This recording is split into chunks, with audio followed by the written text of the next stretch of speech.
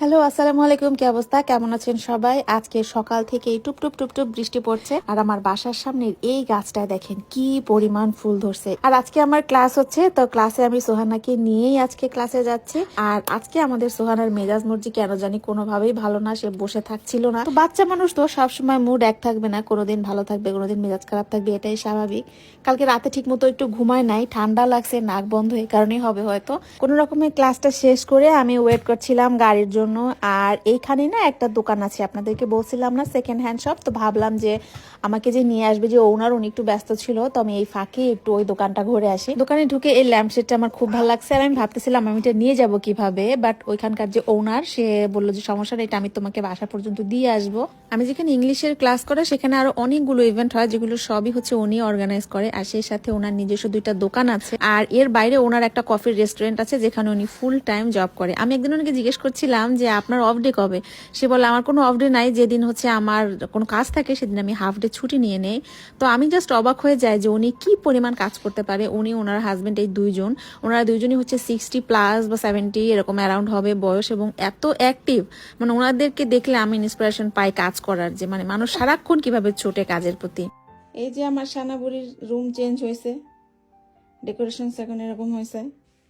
আগে বেডটা এই সোজাসুজি ছিল আর কি, বেডটা এখন এরকম করে দিছি। অ্যাকচুয়ালি এই রুমটা আমার চেঞ্জ করার কোনো ইচ্ছা ছিল না, আমি আসলে সাফওয়ানের বেডটা চেঞ্জ করছি। একটু দেখাই সবাইকে সাফওয়ানের রুম। লাইট চালাও। হ্যাঁ, এই যে সাফওয়ানের রুমটা অ্যাকচুয়ালি আমি চেঞ্জ করছি। সাফওয়ানের রুমও বেড এই বরাবর ছিল, আর এখানে ওর খেলনাগুলো রাখতে পারতেছিলাম না, এই জন্য এরকম করে দিছি।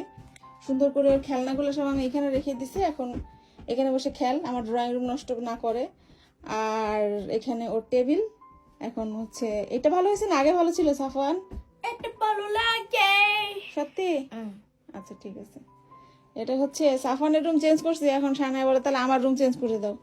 আর নাহলে ওর রুমটা আমার চেঞ্জ করার ইচ্ছা ছিল না, থাক যে কয়েকদিন একটু চেঞ্জ করে দিছি, আবার পরে আবার লাগলে অন্যরকম করে দিই। আমি একটু এই ঘর গোছাগুছি নিয়ে ব্যস্ত ছিলাম, এর মাঝখানে এসে সোহানের দেখি গাছের পাতা ছিঁড়ে ফেলছে। অ্যাকচুয়ালি সানা আর সাফওয়ান বেশ বড় হয়ে গেছে, ওরা গাছের পাতা কখনো ধরেও না, ছিঁড়েও না। আর ওরা বড় হওয়ার পরেই আমি গাছ কিনছি, ওরা ছোট থাকতে তো আসলে আমি গাছ কখনো কিনিও নাই সেভাবে। আর সোহানাকে তো দোষ দিয়েও লাভ নেই, ও ছোট মানুষ, ও সবকিছুতে কিউরিসিটি থাকবে, এইটাই স্বাভাবিক। তো যাই হোক, আমি এরপর থেকে খেয়াল রাখবো। আর আমি চেষ্টা করতেছি যে এখন থেকে এমন জায়গায় গাছের গুলো সরাই রাখতে হবে যেখানে ও সহজে ও এক্সেস করতে না পারে।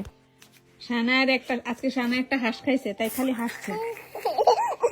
কি সমস্যা? আরে একজন কি খাইছে, খালি কাঁদছে কেন? তুমি কি খাইছো? কাম কাইছে জীবন কান খাইছো? কান খেয়ে কাঁদছো? কার কান খাইছো? কার